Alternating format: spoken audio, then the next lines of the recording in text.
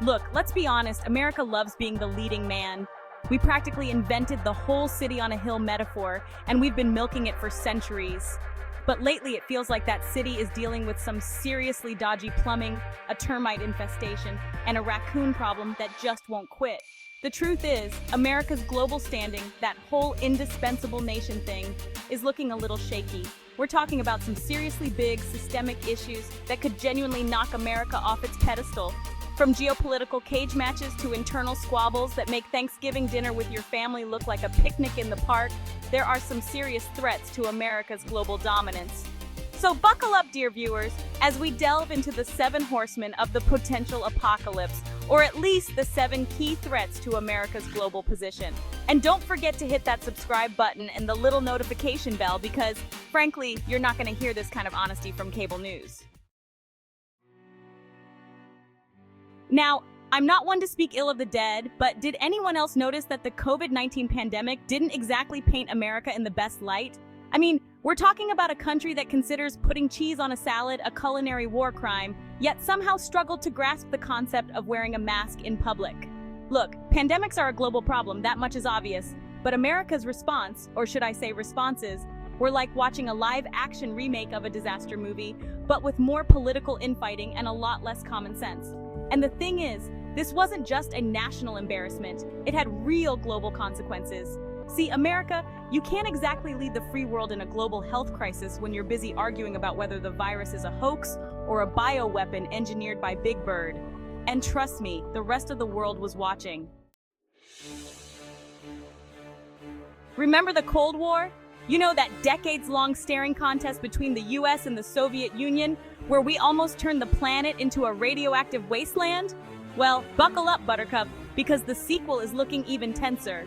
We're talking, of course, about the rise of China and the not-so-subtle return of Russia, both flexing their muscles on the world stage. It's like watching your divorced parents try to outdo each other at a parent-teacher night, except instead of passive-aggressive casserole competition, it involves nukes, economic warfare, and enough propaganda to make a North Korean news anchor blush. China, with its rapidly growing economy and thirst for global influence, is making it abundantly clear that they're not content with just being the world's factory floor anymore. They're building islands in the South China Sea, throwing their weight around in Africa, and generally making it clear that they're gunning for the top spot. And then there's Russia, still clinging onto its former glory days like a middle-aged man at a high school reunion. They've got a bone to pick with the West, a penchant for meddling in elections, and a leader who seems to enjoy posing shirtless on horseback more than actually governing.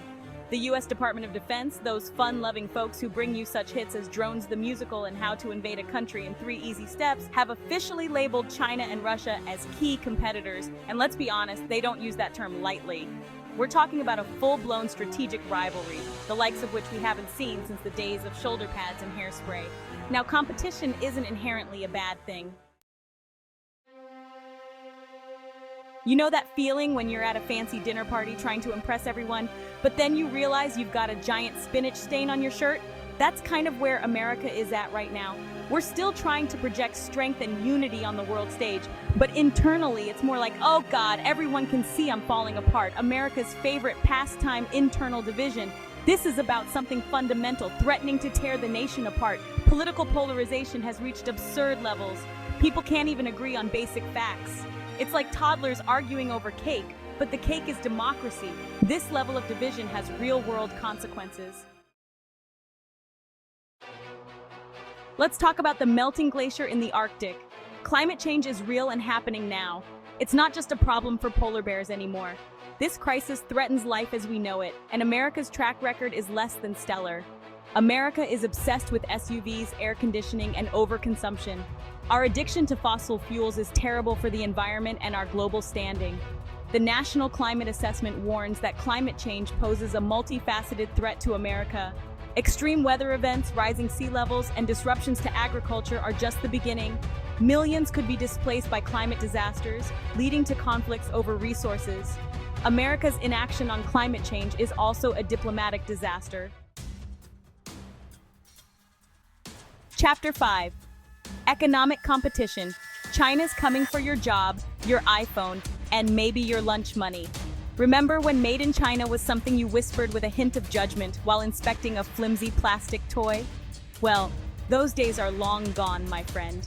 China is no longer content with being the world's discount bin. They're coming for the whole damn store. We're talking about a full-blown economic showdown, a clash of the titans, a battle royale for global economic dominance. And let's just say, America isn't exactly entering the ring with the same swagger it used to. China's economy has been growing at a rate that would make a Wall Street banker weep into their solid gold toilet.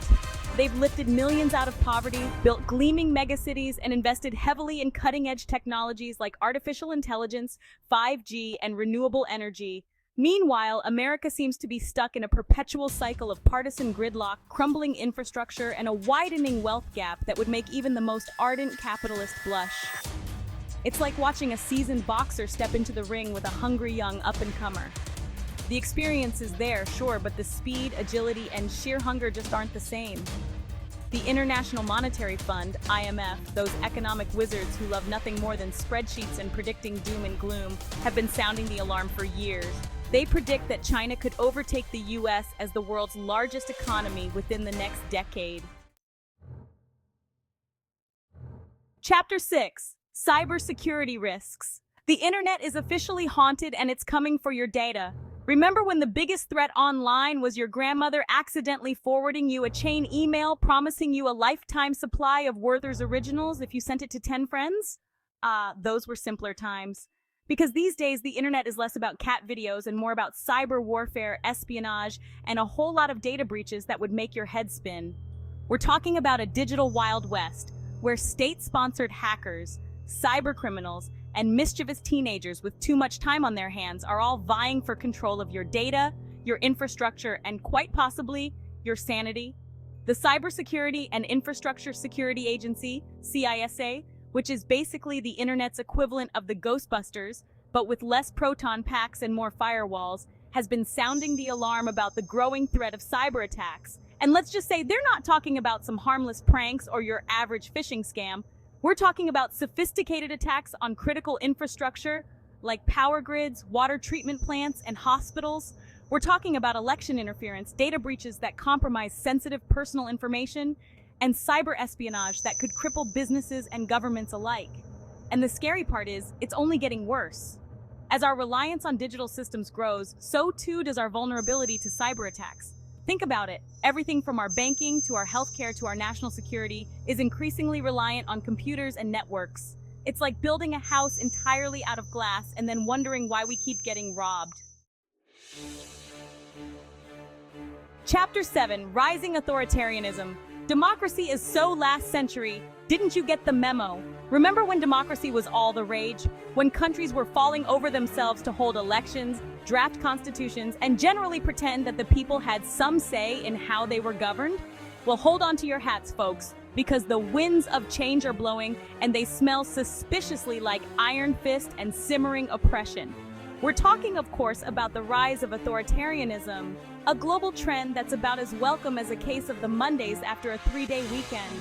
From the heart of Europe to the bustling streets of Asia, strongmen are on the rise, peddling a toxic cocktail of nationalism, xenophobia, and good old-fashioned repression. Freedom House, a watchdog group that monitors global freedom and democracy, and presumably throws excellent parties, has been tracking this disturbing trend for years. And their findings are about as encouraging as a root canal. According to their 2021 report, global freedom has been declining for 15 consecutive years, with countries like China and Russia leading the charge. Now, I know what you're thinking. John, this isn't exactly breaking news. Authoritarianism has been around since humans figured out they could boss each other around. And you'd be right. But here's the thing, it's getting worse. Authoritarian regimes are becoming more sophisticated, more interconnected, and more emboldened. So there you have it, 7 threats to America's global position, each one a formidable foe in its own right. From pandemics and climate change to cyber warfare and the allure of authoritarianism, the challenges facing America are complex, interconnected, and frankly, pretty terrifying. It's enough to make you want to crawl under your weighted blanket, binge-watch reruns of The West Wing, and pretend that Aaron Sorkin is still writing the script for American politics.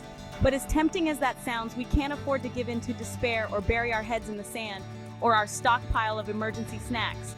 America, for all its flaws and missteps, still has the potential to be a force for good in the world. We have the resources, the ingenuity, and yes, even the political will to address these challenges and emerge stronger on the other side.